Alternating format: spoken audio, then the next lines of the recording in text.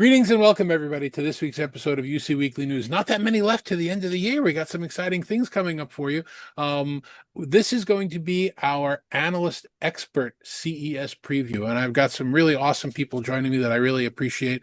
I'm going to ask them to introduce themselves first and tell us who they are and what their specific take is on CES 2026, which is coming up. So, Doug, why don't we start with you? You're first on my screen. Hi, I'm Doug Mohney. I'm currently editor-in-chief at Fiber Forward Magazine.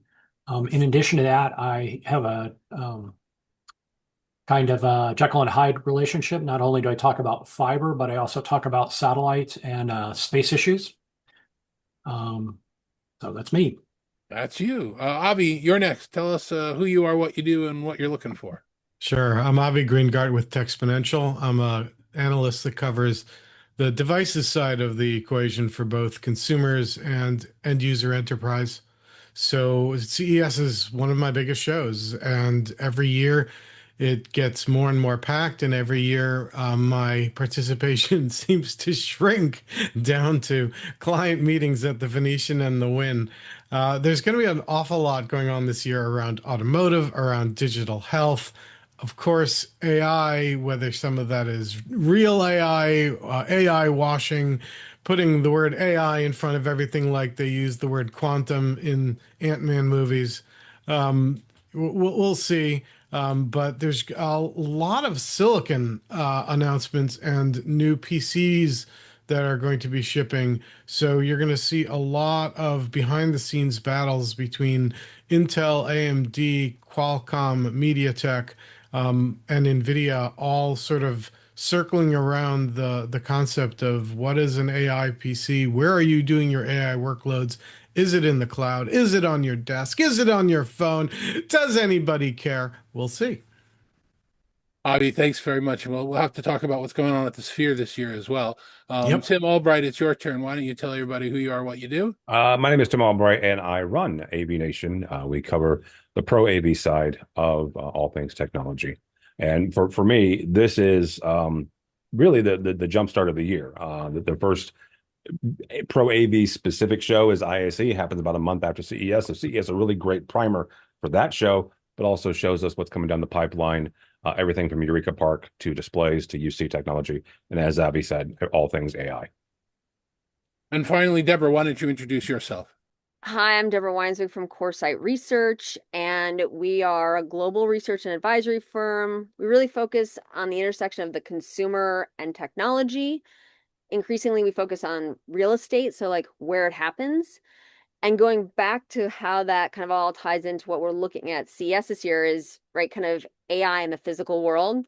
So think about robotics, right? Autos, what's happening and how's the consumer engaging? And I would say that as a prelude to that, right, of course, it's all about AI. But then if we think about the next step, how is the consumer engaging and what are they looking for that they haven't found yet? And so I think we're going to see a lot that's new and what's next. And that's what I'm really excited about with CES this year. So this year, AI is the big deal. And, I am doing quite a bit of productivity increases with AI, but a lot of people are slapping that crayon AI in front of their name. Are we going to come out of the show with an understanding of what's real, tangible AI versus the AI washing that you talked about, Avi? No. Maybe like three or four more words. Okay, a little more. Look, we're still trying to figure out what people actually want to do with AI, what it can do, where it's happening, and whether there's a business model at the end of this rainbow. So, um, I think we're going to see a lot of actual useful AI features.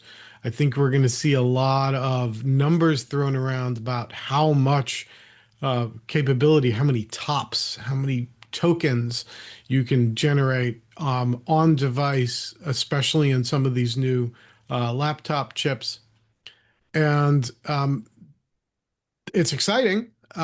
It's also scary, and we'll see At the end of this, whether we have anything specific that we can hang our hat on and say, oh yes, this was a major watershed. But I don't think so. I think it's really this is a continuum. AI is a technology. It's getting baked into everything that we do, whether it's a phone, whether it's a TV, whether it's an editing experience. All of these things, productivity, household chores, literally all these things have AI as a component. And we're still at the point where it's new enough that everyone has to say AI in front of it, especially since Wall Street seems to value that. We haven't gotten to the point where it's just sort of, yeah, this is how the world works. And CES is really a good place to spot trends. It's not necessarily where you're going to see the next big thing. That tends to happen more in vendor events where someone comes up with something exciting and wants to show it off all by themselves. Whereas at CES, you see where the industry overall is making its investments, whether that's, hey, there's a new thing called an iPhone. We're all going to make accessories for it. There's a new kind of display technology. We're all going to make giant OLED TVs. Or AI is actually impacting our daily lives and how we use tech. We're going to put that in glasses. We're going to put that in robot vacuums. We're going to put that in your phone, in your PC, in your refrigerator. And you're going to see that all at CES. And car. Deborah, what do you think about CES this year? We feel that about every 3 years, it's really good, right? And it's kind of you're mentally kind of leapfrogging where you've been in the past. And if I think back to last year, right, when Jensen Huang talked about, right, AI in the physical world is LiDAR. Well, I know LiDAR is a topic that I've leaned very heavily into for a lot of supply chain and logistics reasons. And so, but to start to like, and once again, it's a tiny little sliver of one right, like press conference, one event. And I was like, that helped me. Was that a leap? I don't know, but it was a different way to think about something I've thought about a lot already. And, it goes back to, right, we were looking at like pool cleaning, but also like not just pools, right? If you send some of these like robotics out into the ocean, right, you can start to like clean the ocean. And I don't know, there were like little bits and bites of things that I truly either hadn't thought of it that way and I knew the application, or, right, so going back to you had pool cleaning robotics and now you can go out and clean the ocean. Had never thought about that. I know LiDAR, but to think of it as like AI in the physical world, that's a different way to think about it. So last year was interesting. I feel, I mean, I don't know, David, what you think, but for this year, I feel it's going to be maybe like an inch forward as opposed to even like a foot forward. Well, I think, being very loose here, I think our job in attending a show like this is to sort of run a comb through the wet hair and see what's going to stick on the head and what's going to come out. How do you separate the hype from the reality? And if I go back 3 years, we were talking metaverse. Everybody put meta in front of their name. And, I never got my Or their 5 whole second. name. Right, and their whole name. I never got my 5 second movie downloads from 5G on my phone. That was a promise I'm still waiting for. That goes down, with the Jetsons flying cars and the jetpacks. But we have to be the people, the tip of the spear saying, you know what, this metaverse thing, I get it. I like the idea of linking things together, but you know what? Let's call BS on that one. And I think we're at that point now with AI. AI is real. There are, if you use it correctly, which most people don't, but if you use what we have nowadays correctly, it can really be something to help you be productive in a way that never was before. My writing using AI, and I author it. I'm not having it write, but my using it as part of the process. I can write, something that would take me 3 days down to an hour, and have it be just as good and just as correct because I become the editor, and I give it the initial format. So, but there's going to be a lot of AI washing this year. There's Yeah, going to be look at this, look at that. I've had 9 emails this week only on the media list from companies that say it's their chip embedded that's going to make everything work. Would I like to see a demonstration? A demonstration of what? A chip? You're going to give me a magnifying glass and look at it? That we have to come back and say this is what's real this year, and this is just kind of spin. Yeah, I will say, I'm glad. I feel like this is like group therapy. It's I usually feel right like about this time because it's almost the 15th, right? Monday. And I usually get really excited. I mean, I get like I can physically feel how excited I am to go to CES. And I'm a little worried actually that I don't have that kind of swagger in my step. And I think it goes back to David, all this pollution into my inbox is really what it is. And I'm not like, oh, that's like, because sometimes like there were even like, pizza making machines or bread making machines, right? Like I remember those. And I was like, that's kind of cool. I want to go see what that's like. Or, different kinds of this, that, or the other. And I will say this year, I'm kind of like, tell me something I haven't heard of before.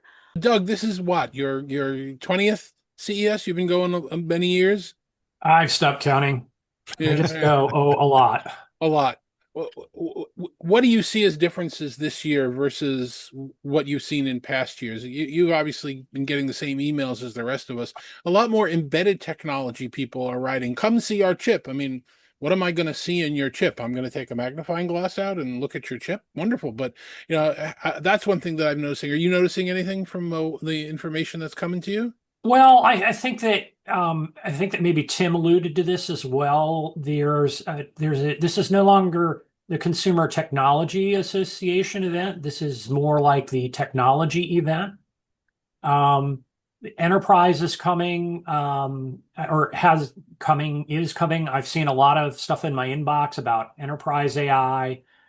And there's also the applications of, I forget physical AI, where we're Where to see basically, robots. yeah, exactly. Well, robots, tractors, heavy, if you had told me 5 years ago that CES would be the place where you'd see heavy machinery, I would have said, what? And now it's like we're going to have Caterpillar, doing a keynote or doing a major media event. John Deere's been there for a couple of years. John Deere has come and gone. They're basically, yeah, we're at the show, whatever. You name it in terms of Daewoo Bobcat is their hype is going to be AI and the Bobcat. So a lot of stuff going on there.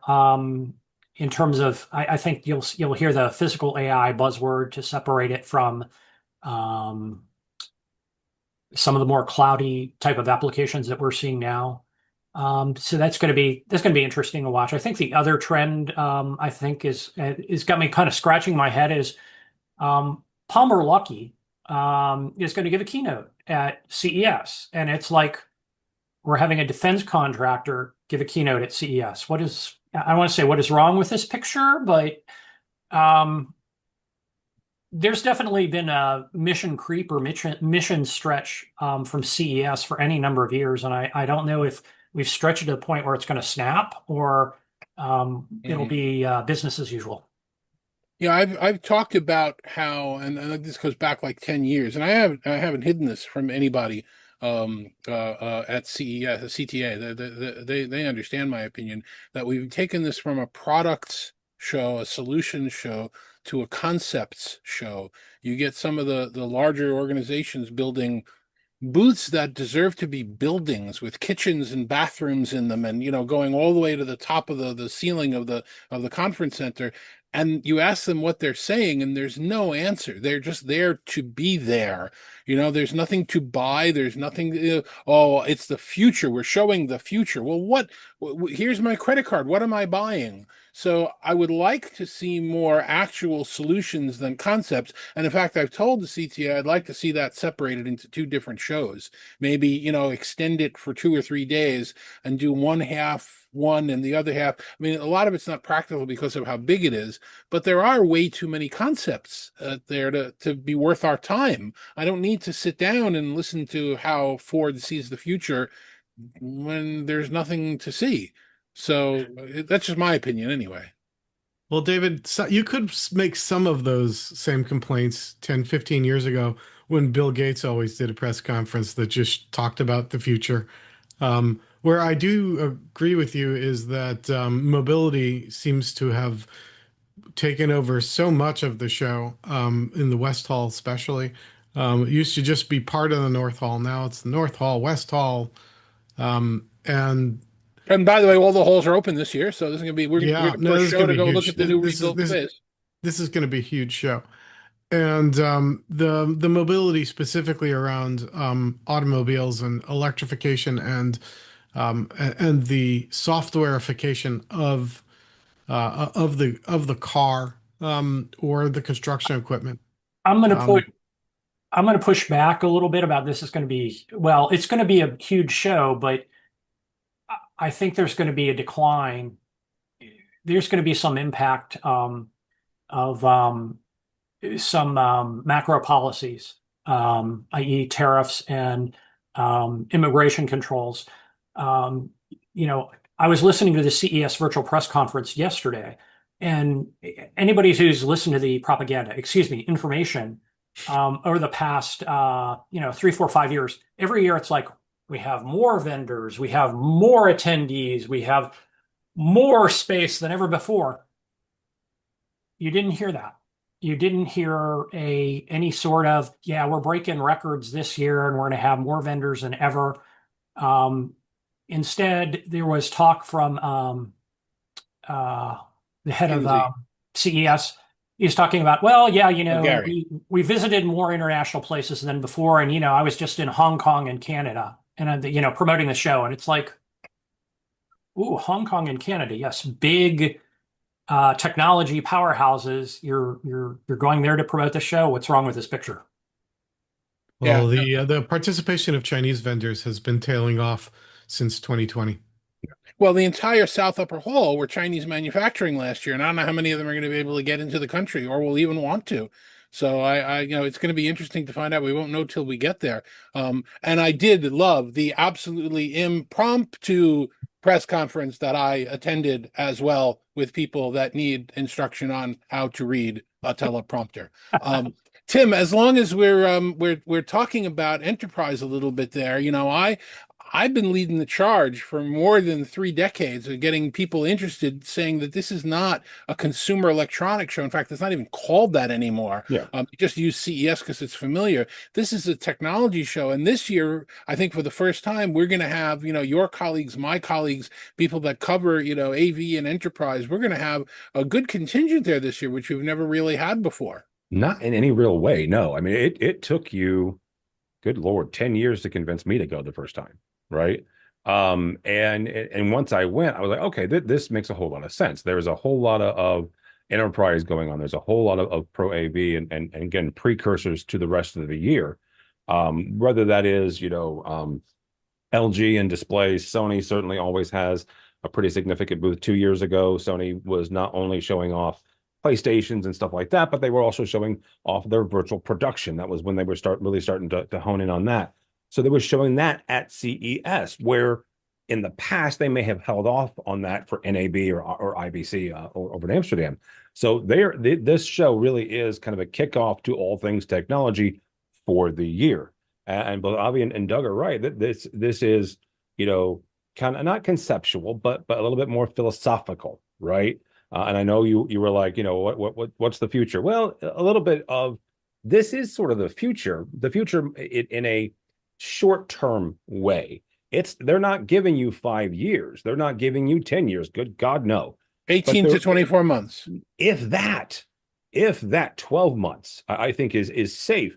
And that's what these folks are laying out there. Here's the next 12 months, maybe 18, because between the adoption and the acceleration of AI, plus we don't know exactly what, let's say, the policies are going to impact, at least from a manufacturing standpoint, what that's going to impact in 2 years. We might know 12 months, we might know 18. We're not going to know 2 years out. It's an interesting life story that I was with my family at, I think it was a CVS. I don't even remember the first time that disposable cameras came out. And they're not even on the market anymore because everybody uses their phone. But everybody looked at that and said, "Wow, do you believe that? I can't imagine that they came out with that." And to me, it was nothing because I'd seen it at the last CES and I already realized that it was coming. So we get that kind of look ahead as to what's happening in an ideal world when there aren't, BMW with booths that go to the stratosphere and all the rest of that. I think, and we've talked about this before, the a lot of the good stuff happens off the show. Avi, you were talking about that before, and everybody else kind of got into it. The I don't really go for the keynotes. I don't really go for the biggest stories because honestly, I can open up the newspaper or read a website the following day. That's what everybody's covering. I can usually get a stream of that. Last year, I finally decided to stop going to the LG press conference at 8 o'clock in the morning because I had to line up at 7 o'clock in the morning because they wouldn't give me a VIP pass. And it's like it's streamed. Why don't I just watch it from my hotel room having a cup of coffee? But it's the PepCom, it's the showstoppers, it's the 3 or 4 other private events that are going on where everybody's just got a tabletop and you can go in there and have a real conversation with the manufacturer. Tim, as you talk about all the time, it's Eureka Park. Yep, It's walking 100%. around Eureka My Park favorite and place. so tell us about it. Why is it your favorite place? Well, like I said, it took you a long time to convince me to go, and when I went, I did the whole things right. I went to the big space. I went to the LVC and the Central Hall and North, and when I finally made my way around to the Venetian, I found my way into Eureka Park, and I was floored just by the sheer volume of creativity in that space. And certainly it has evolved over the last 20 or 30 years, but really when it comes down to it, you have an entire show floor of really, really creative folks that are taking a look at all sorts of problems and offering a solution. That solution may not always work, and that's fine, but they're trying, right? This to me, it felt a little bit like being in Palo Alto in 1950 to 1960s, right? I was not born yet, so I am not old enough to have been there. But it felt like I was in that sort of same vein. And that is why Eureka Park is my favorite area.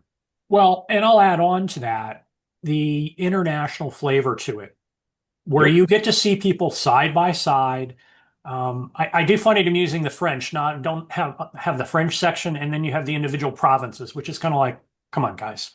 But I mean, being able to look at the various international presentations and not only that, well, international companies, but also getting a flavor for what a particular country does within their borders is very useful and sometimes very beautiful too. I find that, and it depends on the year, that the more time I can spend in like Eureka Park, the more that I walk away, and sometimes it's head scratching, right? But I'm like, wow, my time there is almost always the best time spent, or who I might meet while I'm walking through.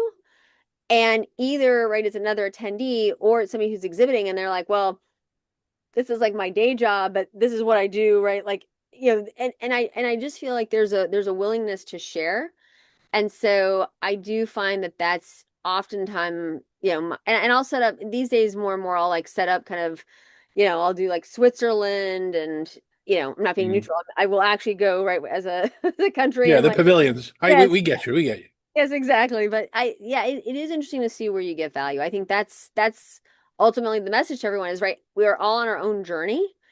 And right, you may have this perfectly calculated out plan for when you arrive, and you may completely throw that to the wind, right, once you find a topic that maybe you weren't thinking about covering before. Yeah, it was about 15 or 20 years ago when I hit the sad reality that I can't see CES. It's impossible for any one individual. It's the parable of the blind man and the elephant. You're only going to see a piece of it. You're not going to see all of it. So you either have to go with a very large group and compare notes, or you have to be satisfied with what it is that you've set up for yourself to get out of it.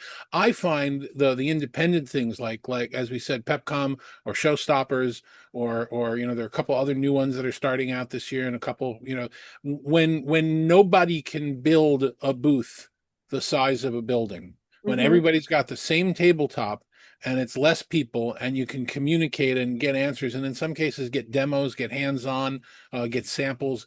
That I think is some of the most valuable time spent there. And you get some of that at Eureka Park. Eureka Park's difficult to walk through, for a Yeah. big guy. It's hard to kind of get down the aisle, especially if there's people waiting. But I've still yet to set up appointments. I'm sure that I'm going to be bombarded over the next 2 weeks, with the holidays, with people asking for appointments, We and I will make a few of them. we just actually sent out, so we have this kind of Tech 25 of the 25 different technology companies that we cover. And we just I will, and I'll share this with you kind of after the show, if you will. But it was interesting to see who's doing things at CES who hasn't before, and then who's not doing things. And so, like I said, I'll share that with you. But that to me was a really, and that's why we sent out well, it's not the same email, but a version of this email every year to these 25 companies, because you just don't know what they're doing, if they're doing it, and is it, kind of for, is it in a private room, or is it more kind of a public? Because going back to, if it's public and I can record it, then I don't need to be in the audience. So let's talk about. I don't want to use the term tips, because it's not like there's like 20 people going to the show. The last couple of years, we've had something like 150,000 people in town, and it certainly feels like it, especially if you're ever on one of the buses, and don't do that.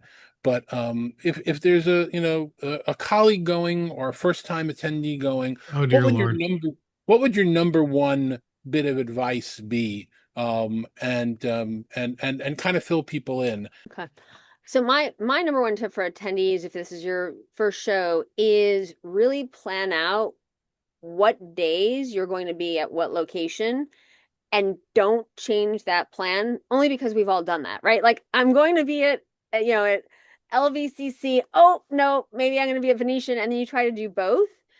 And then you do kind of both not so well. And so now you're tired and you're annoyed, which is not a great way to be. So I think choose it, keep it, and also, as a kind of 1B, reach out to people before, right? Like, use these next, kind of few weeks to really plan a great CES, because everyone right now does have time to meet with you, but as we get closer and closer to the show, they won't. And so I think it's really like plan, and then plan some more, and don't change your plan once you get on the ground. Doug, what do you think? Travel light. I've gone from carrying a backpack and to basically carrying a cell phone and carrying a spare lithium battery, and that served me well for the last 3, 4, 5 years. But travel light, because I don't. At first, I was laughing at people, because when Fitbits came out, everybody was bragging about how many effing steps that they had per day, and it's like, that's not the point. The point is that you're going to be walking a lot, and you need to manage your energy rather than just like trying to see whether or not you can beat the step count of everybody else there.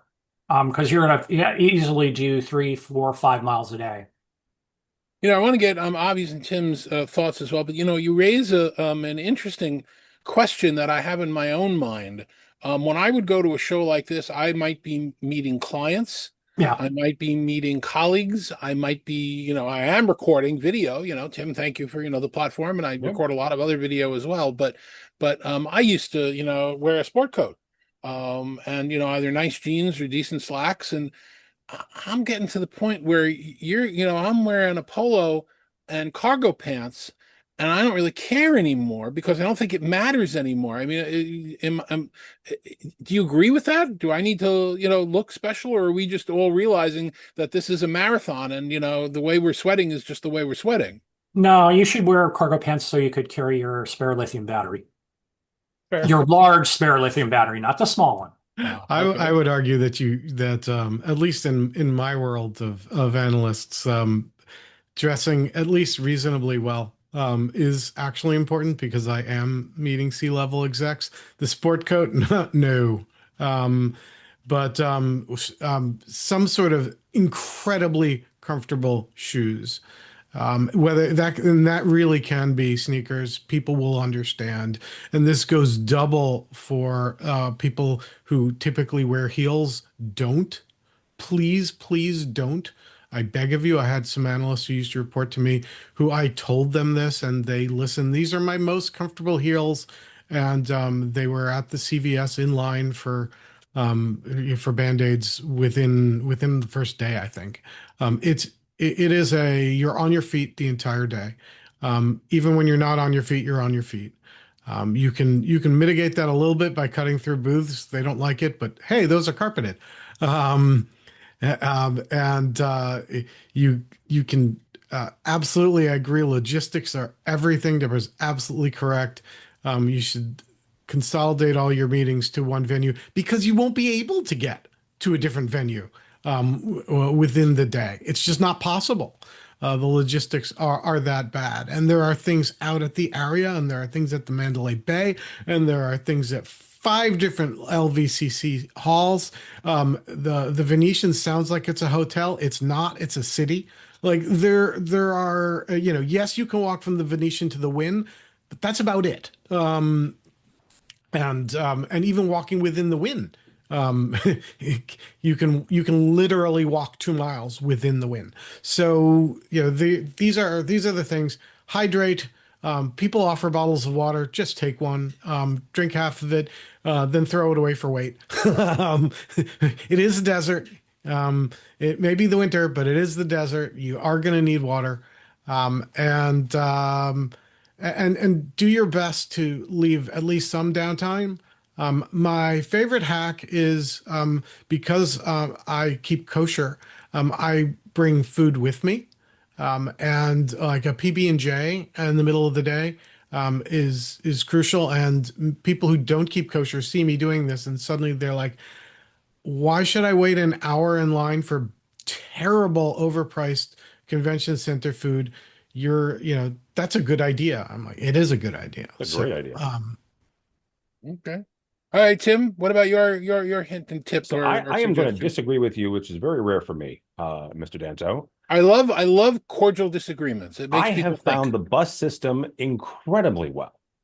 And I compare it to other trade shows that I go to. So let me start there. And compared to other trade shows that I go to, the CES bus system is one of the better ones that I have experienced, especially from various hotels, depending on where you're staying. Obviously, right, getting from point A, let's say like getting from the LVC to the Venetian is not impossible. It is very difficult, and you're going to burn about an hour to an hour and a half. If you have that hour and a half to burn, knock yourself out, right? But as some of the other ones have said, plan your entire day in one general vicinity, right? For me, if you want to find me, I will be at the LVC on Tuesday. I will be at the Venetian on Wednesday. Thursday for me is kind of like what did I miss, right? And what I need to catch up on and stuff like that. And that's the day that I will burn an hour if I need to go from between the various venues. But I really have like I said, I've enjoyed the bus system. I think it's fairly well. It is more regular and cheaper than trying to get a taxi or an Uber. And certainly, wear comfortable clothes, wear what you're comfortable in. I know you asked about clothing. I wear a jacket and a button down shirt, regardless of where I am. So that is what I will be wearing, but not, you wear what's comfortable and appropriate for you. Probably I'm gonna jump on the bandwagon, literally. I agree with Tim that the buses, particularly from the Venetian to the LVCC, are Yep. the only way to do it. Yeah. And in fact, you can, if you happen to rent a car, you can park at the Venetian, and then take the shuttle to any of the other halls, except the West Hall. You need to go to one of the other halls first, and then from there you take Elon Musk's tunnel thingy. It works. It's not great, but it works. Um, those are those are the ways to get around. But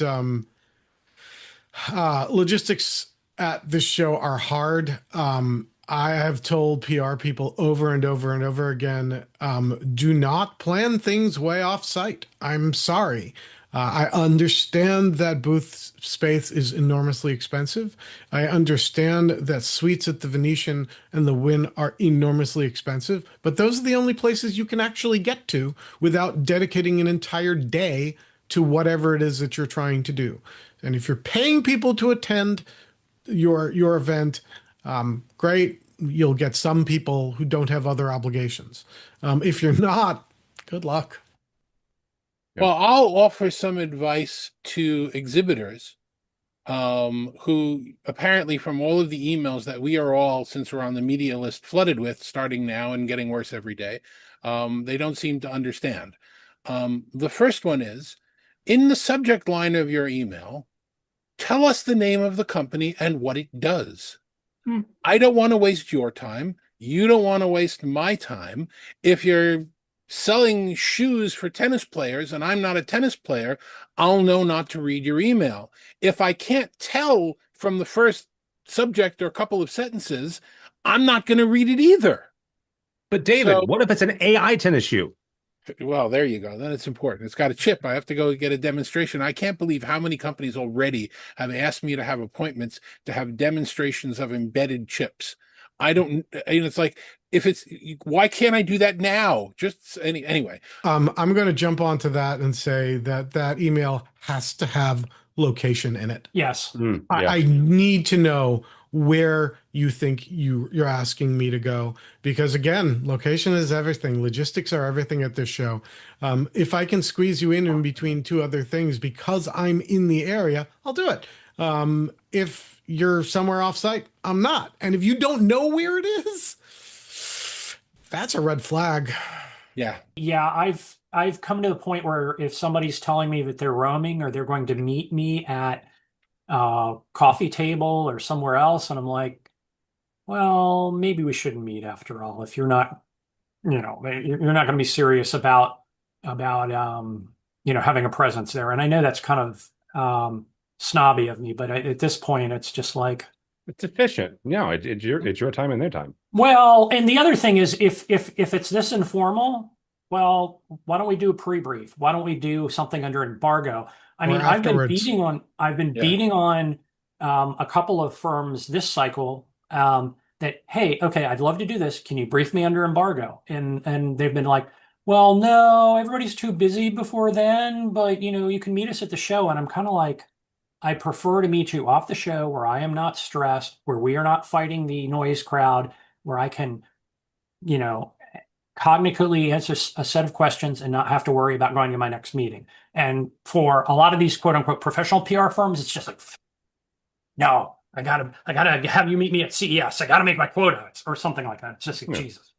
All right. So continuing with the advice that I was going to give, the second piece was, if you're going to the show and you're getting a table at an event or a booth on the show floor, make sure that there's somebody that's staffing that location that can talk on camera at least somewhat intelligently about why you're there.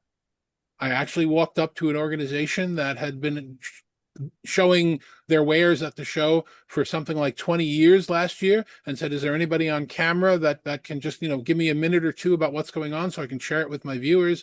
And they answered saying, I'm sorry, there's nobody at the show right now who's authorized to speak. Why are you there? Why are you at CES? No one there? No one is authorized to speak on camera. Why are you at a media show?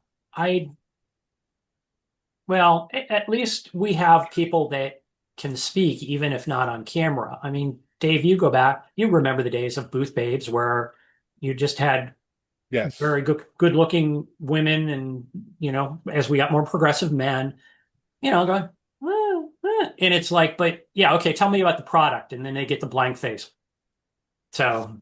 Well, we've been around and around on that issue for a very long time, and I think we're in a better place than we ever were. But there's always segments that pop up that don't understand, the current culture in the world. So, and then the last piece of advice, the third piece of advice that I will give to people that disagrees with all of you about the concept of renting a car. As you guys know, I do rent a car, not so much for during the day. And logistically, that's a nightmare as well, because you have to figure out where you can park and then take other transportation during the day. I do it for the evening events. I do it, Avi, as you know. I also, pick up food to keep in my hotel room, so I'm not eating bad breakfasts at a hotel for $60. I've done that run with you. Go, yes, you have, and you see, I'm not shy about that. But A bit of advice I've been given is that a lot of Las Vegas casinos now will offer free parking to locals, and they use a system from a company, I think it's called Metropolis, that just the only checking they're doing is they're checking the license plate. So if you're renting a car, rent a car with a Nevada license plate. There you go. Plus it's getting free parking. Now that was just told to me by a local last week, so I'm very when I was there for LDI, but that's something I have to think about. You're far braver. You two are far braver men than I. I've given up renting cars. It's just like Uber Lyft is the way to go. Yeah. In many cases it is, and one does not replace the other. And thankfully I no longer work for a large Fortune 500 company who wants to know why there is a Lyft receipt and a rental car receipt, and it's because that's the most logistically smart way to do it in this particular circumstance, and that's just the way it is. So all Yeah, good. take the monorail, but not to get there or get back. The monorail is great if you're in the middle of the day. It is so badly oversubscribed at the beginning and end of the day that it's basically pointless. Mhm. The buses are actually a better value, especially since sometimes even if they're on a route and the route isn't starting for another 15 minutes, you can sit down on them. Mhm. So I think monorail management has gotten better though. It was very bad when it initially kicked off. Last couple of years, I've been able to get um, on and off the monorail. Well, to get to the venue, I haven't had any issues. The other bit of advice that I will give to exhibitors, and I don't know why this one's so hard. I guess the advanced companies know this, but a lot of the newer ones don't. The show opens on Tuesday and ends on Friday. Mhm. The media is there typically as of Saturday night, Sunday. Typically, use the media days. If you would like to make an appointment with me, we're all at the Mandalay Bay. There's plenty of spaces. There's media interview rooms that you can book. Show up on Sunday and Monday and use that time to provide your news, because that's when we would like to fill our schedule. I don't want to have to make an appointment at your booth at 12:30 because I don't know if I'm going to be able to get to your booth by 12:30. I'll try, but use the media days. Yep. and I'll piggyback on that and say use Pepcom and Showstoppers. Oh my God. Yeah, I totally agree with you. 100%. The do not, however, expect me to set an appointment with you at Pepcom. That way lies insanity. Have you ever been to Pepcom during CES? Clearly not. But it Pepcom is this year is at Paris because there is no Mirage anymore. Yeah.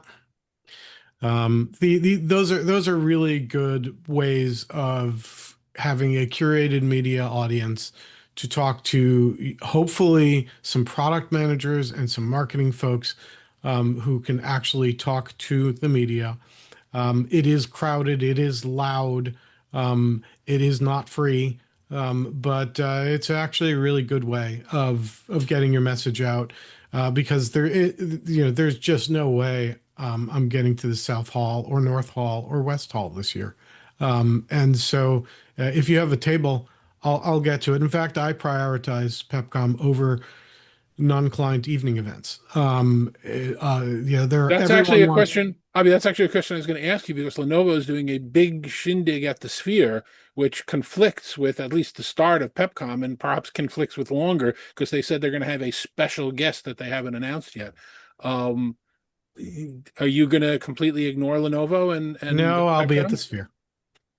So I said non-client. Non-client. So what we're saying is we're all going to be at Pepcom late this year. We are all going to be at Pepcom late this year, and if Pepcom is smart, they will extend the hours.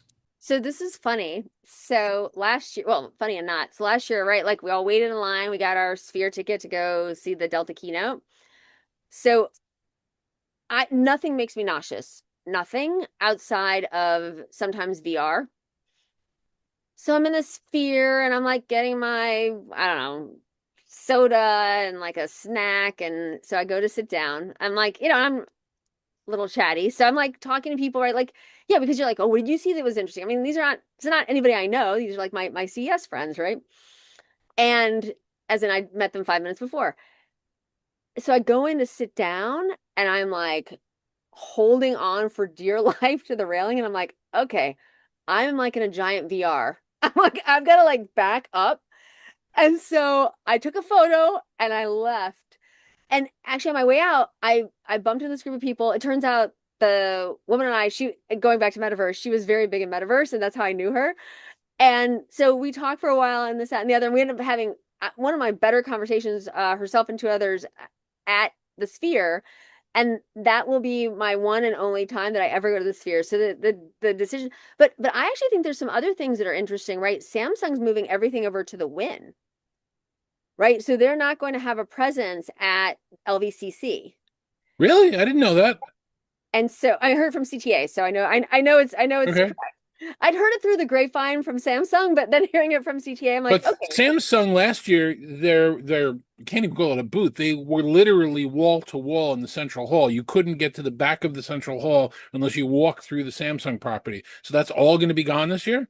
Yep. And then they always had, right, like I don't even know what you want to call it, over at Caesars, right? They would have a separate, right, you could go and see.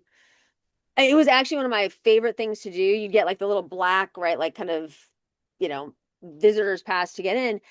And I would be over there for 3 hours because I would like suspend reality, going back to what was the now and what was the next. And I felt like I learned a lot culturally about the company that really helped me understand the core of what they do and why they do it and what makes them so special. And the fact that they also took time with, like, it would usually be me plus one other person, that really changed how I thought about the company. And so I think what they're trying to do is to take the LVCC experience and that kind of Caesars experience and marry it. And so that's going to be over at the Win. So you start to think about, right, that's a major difference, right, in terms of how we're going to build our schedules. I didn't hear CES unveiled in that list. So CES Unveiled is not my favorite, and it's not because of the timing. The timing is great. It's on Sunday afternoon rather than one of the evenings. The problem with CES Unveiled is the companies that go there, I guess, couldn't get into Pepcom or Showstoppers, and because those are sold out. And the quality of the companies that you meet is low. There isn't as much going on at the time, and so it tends to get oversubscribed with media very quickly. And so the signal to noise ratio at that is much lower than at the other two events. I find that Pepcom is usually the highest number of high value companies, but it's very, very crowded. Showstoppers has a large portion of high value companies and is a little bit less crowded, so sometimes it's a little easier to make your way around and get time with the ones that you want. And Unveiled is at the bottom of that list. I wish it wasn't. We used to get the Peach Pass after attending the Trends presentation from CES. So we'd probably have about an hour in Unveiled before the masses show up. And I wouldn't be quite as harsh as saying it's lower quality companies, but generally, Avi, I agree with you on that. It's not as useful a show as Pepcom or Showstoppers is.